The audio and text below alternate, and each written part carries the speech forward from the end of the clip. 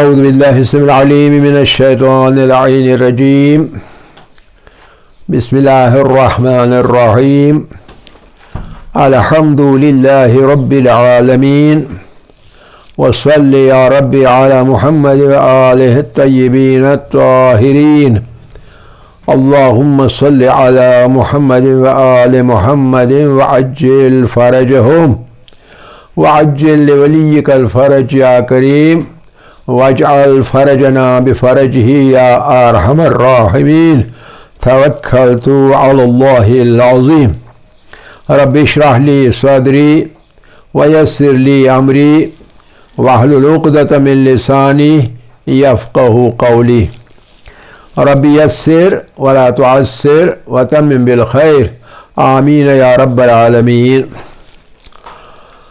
عزیزان گرامی، کلام کے درس میں آپ کو معلوم ہے کہ ہم آخری ٹاپک میں لگے ہوئے ہیں، اور وہ قضاء و قدر کا ٹاپک.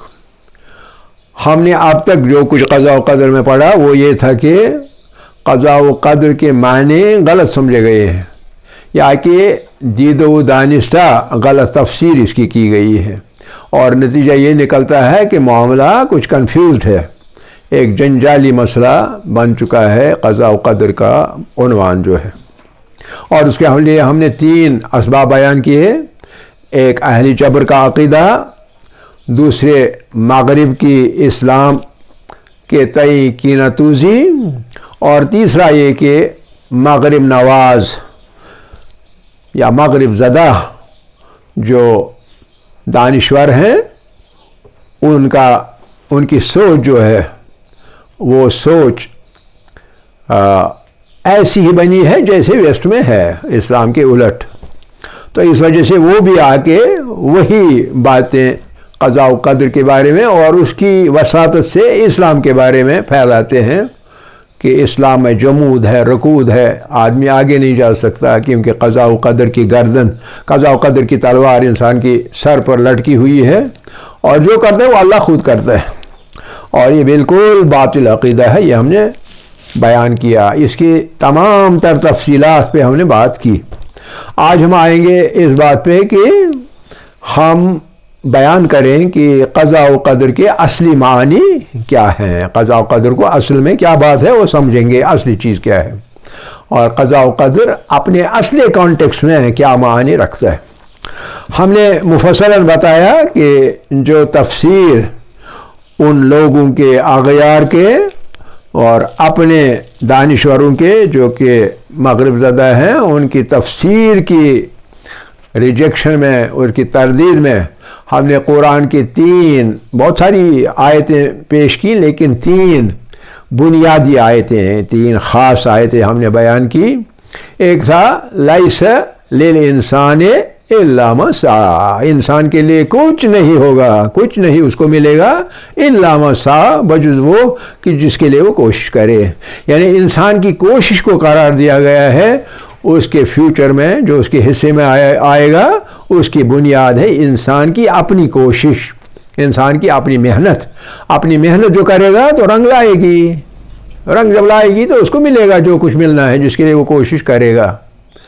نمبر 1 یہ. اور دوسری آیت تھی کہ کل نفس، ہر نفس، ہر شخص، ہر انسان بما کسبت، جو کچھ وہ کرتا ہے دنیا میں ہر کوئی انسان جو کچھ کرتا ہے.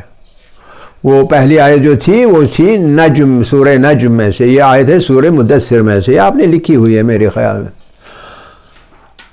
کل نفس، ہر انسان، ہر ذی نفس، بما کسبت، جو کچھ وہ کرتا ہے اس کے ہاتھوں رہینہ، وہ گرو ہے اس کے ہاتھوں، جو کچھ نے کیا ہے وہی گرو ہے. گرو کس چیز کو کہتے ہیں کہ آپ کو کوئی چیز ضرورت ہوتی ہے پیسے وغیرہ کی، آپ کوئی چیز گرو رکھتے ہیں اور وہاں سے پیسہ لیتے ہیں، جو کوئی گرو دینے والا ہوگا، اس کو رہن کہتے ہیں. تو جب آپ کے پاس پیسہ آتا ہے وہ واپس کرتے ہیں اور اپنی چیز لے جاتے ہیں. تو یہ گرو، رہینہ یعنی نفس جو ہوگا رہینہ، وہ گرو ہے کس چیز کے لیے؟ جو کچھ اس نے کیا ہے. یعنی جو کچھ اس نے کیا ہے تو وہ چلی جائے گی اللہ کے یہاں، اور قیامت کے دن وہ چیز اس کو واپس ملے گی. ایز یو سو شل یو ریپ. جیسا کیا ہوگا ویسا بھرے گا. آپ سمجھے نا؟ تو اس کا مطلب یہی ہوا کہ قیامت میں اور قیامت کے بغیر یہی اصول تمام زندگی بھر کام کرے گا کہ جو کچھ آپ کریں گے اسی کی عوض آپ کو ملے گا، کیونکہ اسی کی عوض آپ گرو ہیں. اپنا نفس جو ہے، آپ کا اپنا وجود ہے، وہ گرو ہے کس چیز کے؟ اپنے کام کے عوض گرو ہے.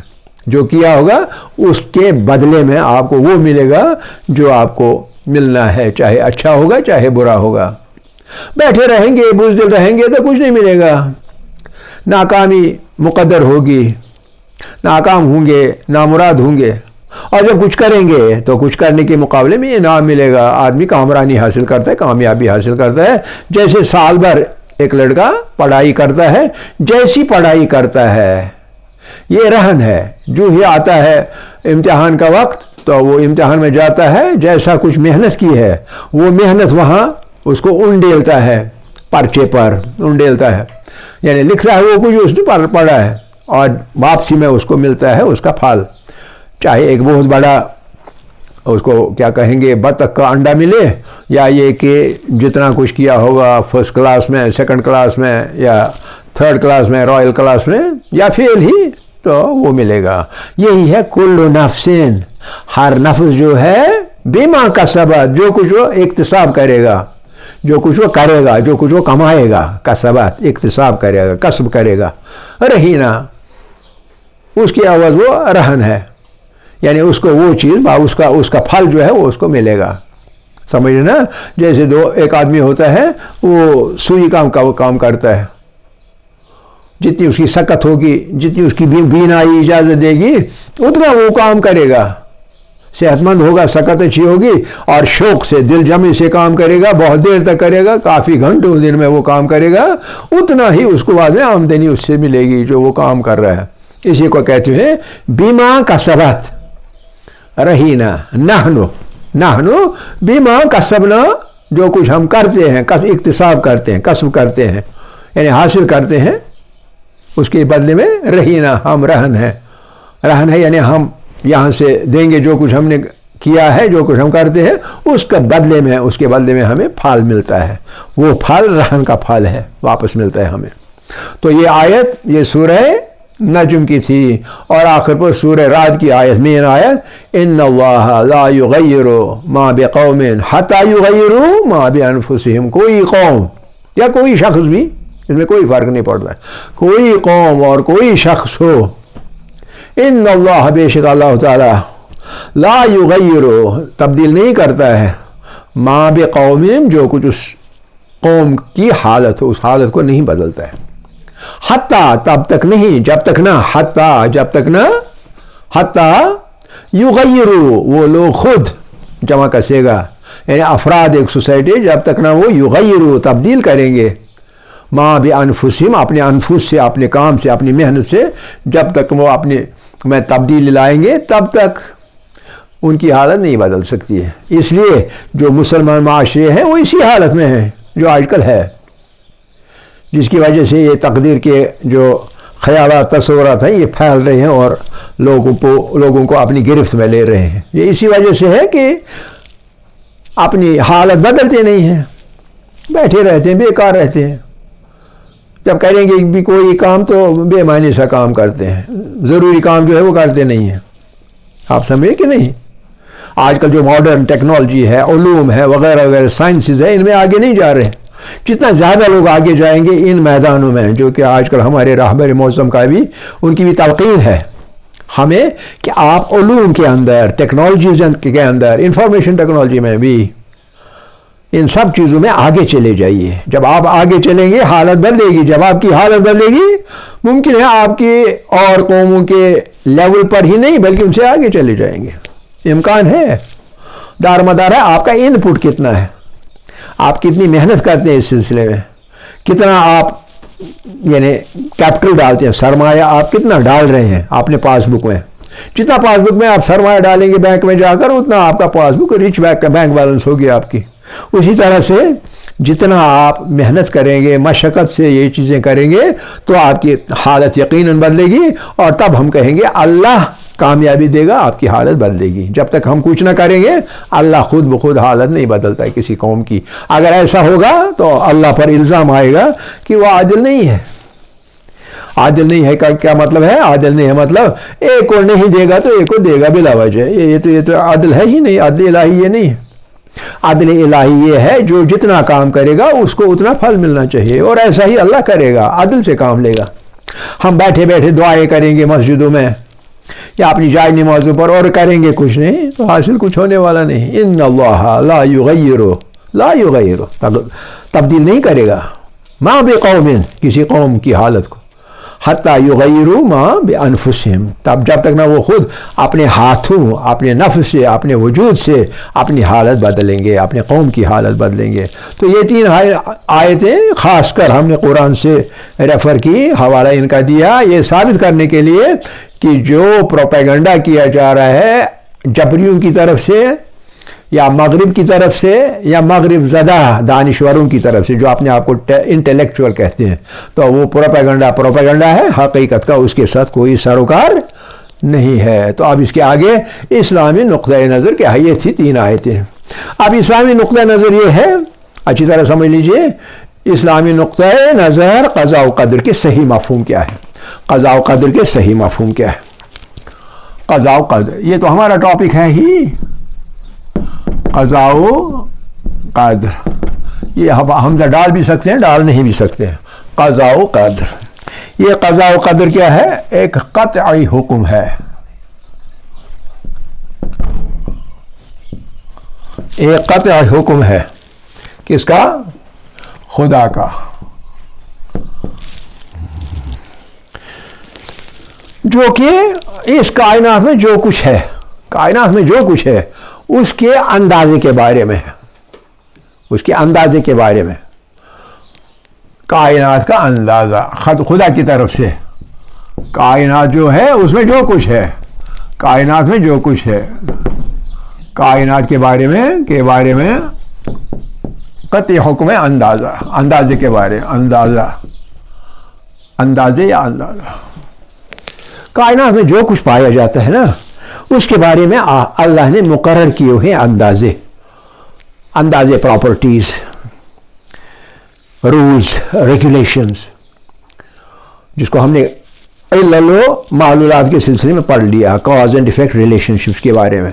کاز اینڈ ایفیکٹ تب ہوتا ہے جب دو چیزیں ہوں، لیکن دو چیزوں سے پہلے ایک چیز ہے، اس کے کازز، اس میں کیا پراپرٹیز ہیں، خصائص کیا ہے۔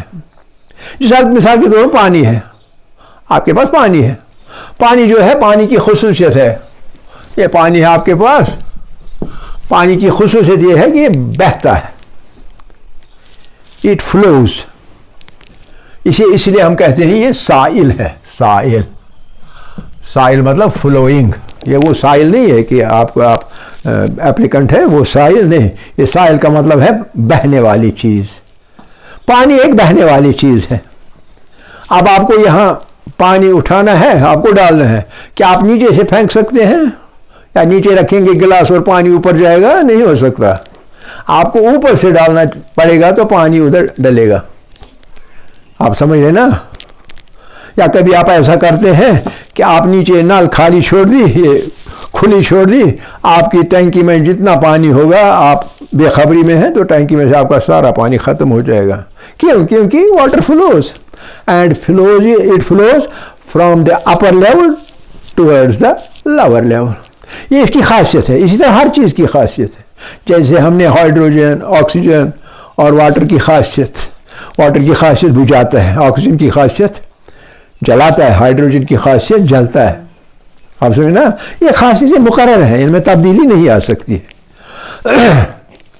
ایک بار حضرت علیہ السلام ایک دیوار کے ساتھ، اس کی دیوار کے ساتھ ٹیک لگا کے بیٹھے تھے، ٹیک لگا کے انہیں تکیہ کر کے ٹیک لگائے بیٹھے تھے، لیکن دیوار خستہ تیار گرنے کو خستہ تھی۔ وہ ان کو خیال آیا، اٹھ کے دوسری طرف چلے گئے۔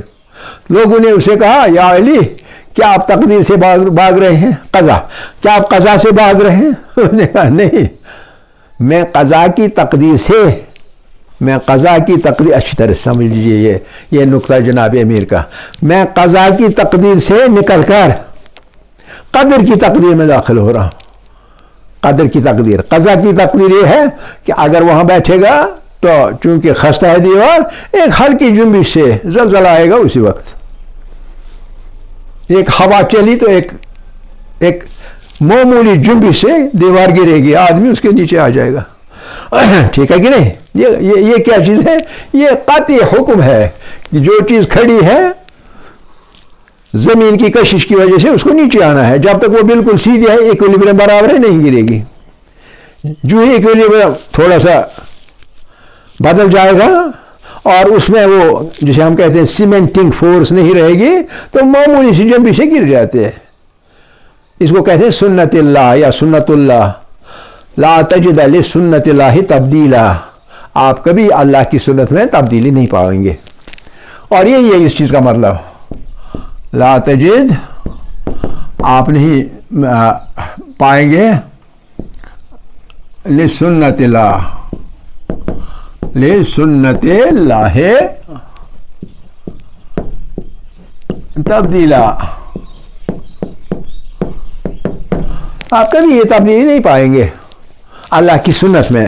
سنت میں مطلب مقرر کیے ہوئے قواعد میں، مقرر کیے ہوئے قانون میں، اور وہ قانون جو اللہ مقرر کیا ہو اسے، یہ بہت دقیق سے، بہت دقیق یعنی ڈیٹیلڈ، دقیق، ڈیٹیلڈ، بہت ڈیٹیلڈ اور تفصیل کے ساتھ اور مفصل کیا ہے؟ قواعد۔ انہی قواعد کو ہم کہیں گے سنت اللہ۔ پھر لا تجدوا لسنت اللہ تبدیلا، آپ اس میں تبدیلی نہیں پاتے ہیں۔ تو اس لیے حضرت علی نے کیا کہا کہ وہاں یہ امکان تھا، قضا یہ تھا، اگر میں وہاں بیٹھتا اور پھر دیوار گرتی تو میری موت آ جاتی، یہ قضا ہے، اور میں اب یہاں آیا، یہ میرا خیال گیا، میں یہاں، یہ خیال کیسے آ گیا؟ یہ خود بخود آ گیا کیا؟ نہیں، ذہن میں ایک راو آ گئی، ایک انٹیوشن آ گیا۔ یہ انٹیوشن ممکن ہے اللہ کی طرف سے ہی ہو، الہام ہو، اور وہ دوسری طرف جا کے بیٹھ گئے۔ یعنی اگر وہاں میری موت ہوتی وہ قضا ہوتی، اگر یہاں میری زندگی، یہ قدر ہے، قضا و قدر۔ قضا کا مطلب ہے جو طے ہو، مکمل، جس میں رجوع نہ ہو۔ قضا کے معنی حکم الہی جس میں کسی صورت میں رجوع نہ ہو، رجوع یعنی واپس پلٹ کر آدمی نہیں جا سکتا، جو حکم الہی ہوگا وہ ہو کے رہے گا۔ آپ سمجھے نا؟ یہ قضا ہے، حکم الہی ہے، شکست دیوار گر جائے گی، حکم الہی، لیکن کب؟ تب جب تمام اسباب مکمل ہو جائیں گے۔ تمام اسباب کا مطلب کیا ہے؟ ایک بوسیدگی اس کی دھیرے دھیرے بڑھ جائے گی، اور پھر اچانک کبھی حرکت ہوگی۔ وہ حرکت کس چیز سے؟ جنبش، یعنی حرکت ہوگی کس چیز سے؟ یعنی سائیڈ میں ایک گاڑی تیز چل رہی ہے، اس کی تیز چلنے سے حرکت ہوتی ہے، زمین میں ہوتی ہے نا، یا اس وجہ سے، یا اچانک ایک زلزلہ آ گیا اور معمولی سا بھی کیوں نہ ہو دیوار گر جائے گی، اور دیوار کے پاس جو بھی بیٹھا ہوگا وہ اس کی زد میں آ جائے گا۔ آپ سمجھے نا؟ یہ قضا ہے۔ قضا یعنی وہ زد میں آ جائے گا، لیکن کب؟ جب تمام جو ضروریات ہیں، تمام ضروری اسباب جو ہیں، جب وہ سب فراہم ہوں گے، جب وہ سب فراہم ہوتے ہیں، سارے اسباب جب فراہم ہوتے ہیں یعنی تمام ہوتے ہیں، مکمل ہوتے ہیں، پھر نتیجہ اس کا قطعی ہوتا ہے۔ جو وہ نتیجہ قطعی نتیجہ ہے تو اسی کو قضا کہتے ہیں۔ آپ سمجھ رہے کہ نہیں؟ یہ قضا ہے، اس میں جنبش، اس میں رجوع نہیں ہوتا ہے۔ رجوع یعنی آپ اس سے بچ کر نہیں جا سکتے۔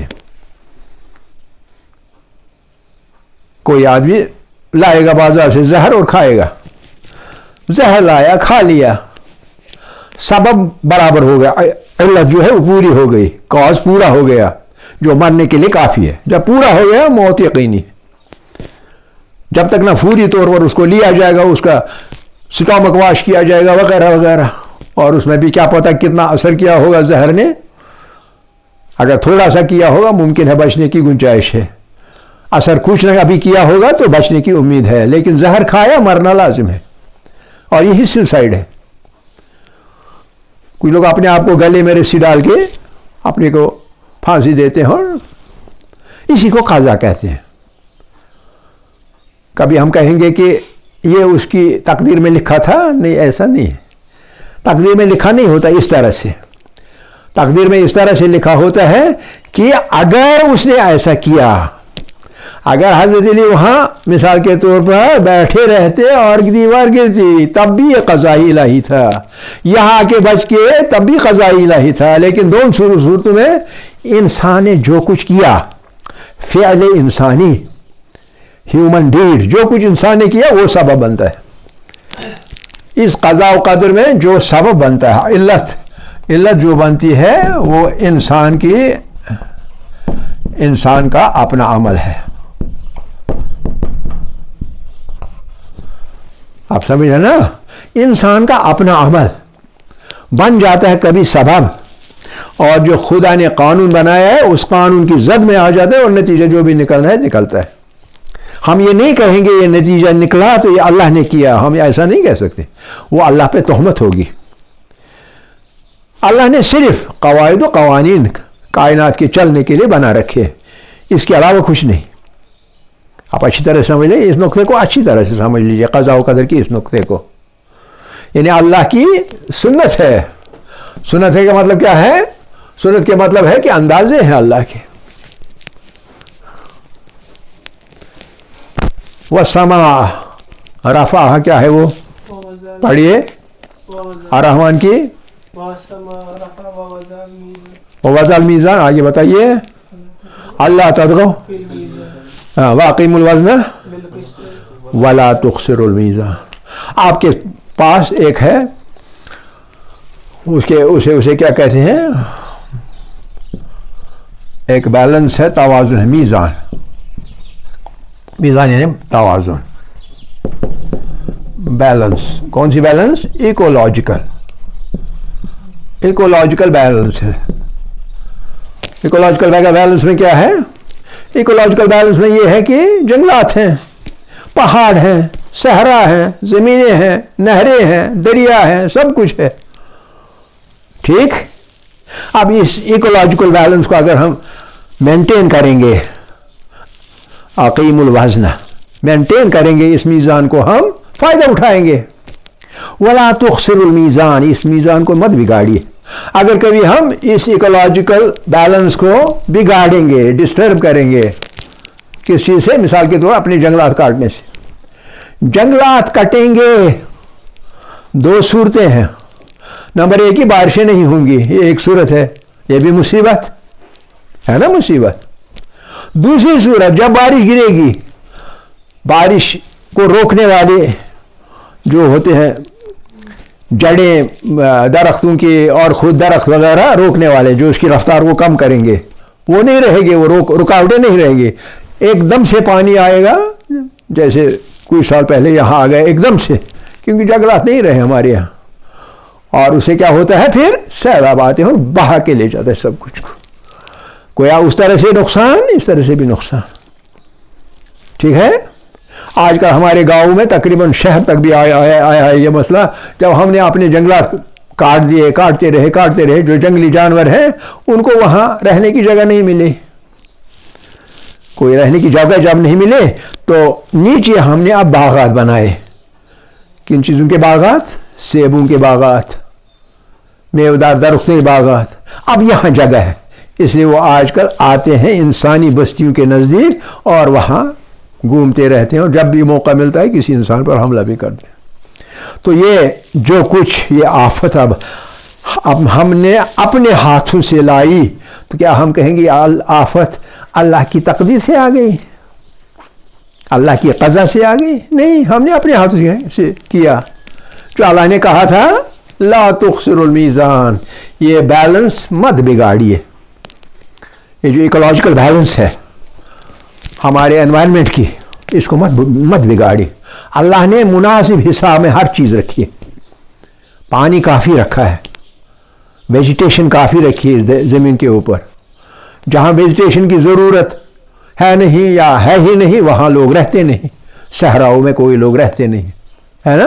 جہاں جہاں انسان رہتے ہیں ان کے رہنے کے لیے اللہ نے ہر چیز فراہم کی ہوئی ہے.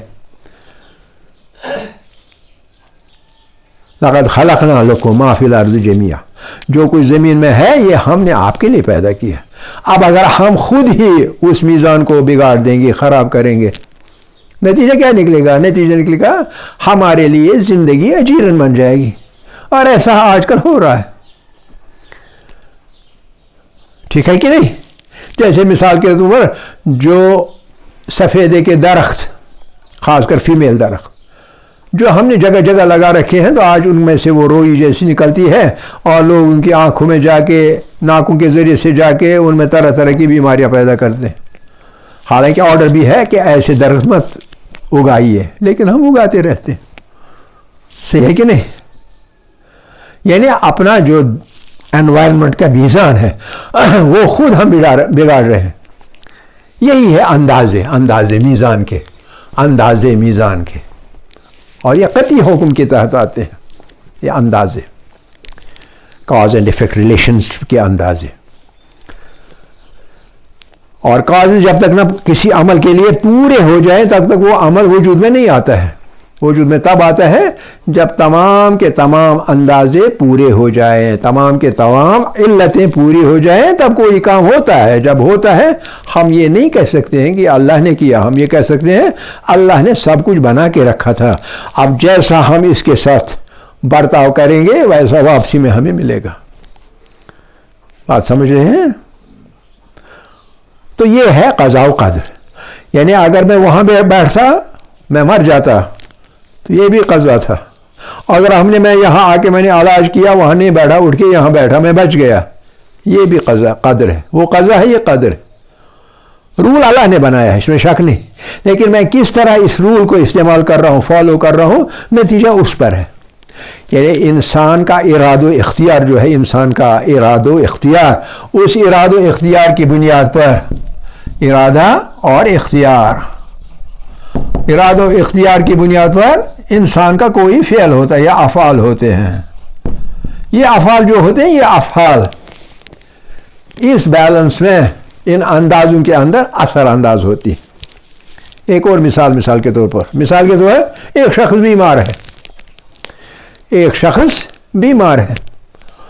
ڈاکٹر کے پاس گیا، ڈاکٹر نے کہا آپ کو فلاں بیماری ہے، آپ کے ہارٹ میں مثال کے طور پر سرجری کرنی پڑے گی یا معدے میں سرجری کرنی پڑے گی، تو آپ ٹھیک ہو جائیں گے. اب عقل کا تقاضا کیا ہے؟ علاج کیا جائے. علاج کیا جائے تو شفا ملے گی. علاج کیا جائے تو شفا ملے گی. یہ علاج میں یہ شفا کی خاصیت کس نے رکھی ہے؟ اللہ نے. میڈیسنل پلانٹس جو ہیں اس دنیا میں اس سے حاصل کی جاتے ہیں، یہ جو میڈیسنز ہیں یہ حاصل کیے جاتے ہیں، تو ان میں شفا اللہ نے رکھی. جب میں استعمال کروں گا تو شفا ملے گی. اگر میں استعمال نہ کروں، بیٹھے رہوں، کہوں گا کہ ویسے بھی مرنا ہے تو ایسے بھی مرنا ہے، اب کیا فائدہ علاج کرنا؟ اور کیا پتہ میں علاج کروں پھر ٹھیک ہو بھی جاؤ، مرنا تو ہے، تو مارو گولی، مرنے دو. تو کیا یہ عاقلانہ طریقہ سوچ کا ہے؟ نہیں ہے. یہ سوچ کا عاقلانہ طریقہ ہے نہیں ہے. لیکن ہمارے لیے نتیجہ کیا ہے اس میں سے؟ ہمارے لیے اس میں سے نتیجہ یہ ہے کہ اگر اس نے علاج کی، بلکہ کیا، اس نے اگر علاج کیا اور شفا اس کو ملے گی، یہ قضا ہوگا، قضاء الہی. قضاء الہی یہ ہے کہ اللہ کے حکم پر اس نے عمل کیا، علاج اپنا کیا تو شفا ملی. یہ شفا ملنا تقدیر میں ہے. اب یہ تقدیر میں مقدر ہے اس کا. کیوں مقدر ہے؟ کیونکہ اس نے علاج کیا، اپنا علاج کیا. اگر وہ نہیں کرے گا، بے وقوف طور پر سمجھے گا کہ آپ بیٹھے رہو، مرنا ہے تو مرنے دو، تو مرے گا. وہ مرنا جو ہے وہ بھی تقدیر ہے نا، وہ بھی تقدیر ہے، بچنا بھی تقدیر ہے. بچنا اس لیے تقدیر ہے کہ اس نے وہ کام کیا جس کا اللہ نے حکم دیا، بیماری میں علاج کرنے کا. تقدیر ہے. اور اس نے نہیں کیا، یہ بھی تقدیر ہے کہ اگر نہیں کرو گے علاج تو مر جاؤ گے. یعنی رول جو ہے، رول بنایا ہوا ہے اوپر سے، لیکن اس رول پر عمل کرتے ہوئے ہم اپنی تقدیر خود بناتے ہیں. کئی صورتیں ایسی ہوتی ہیں جن میں آپ کا کچھ بھی کرنا کام نہیں آتا ہے، وہ ریئر کیسز ہوتے ہیں.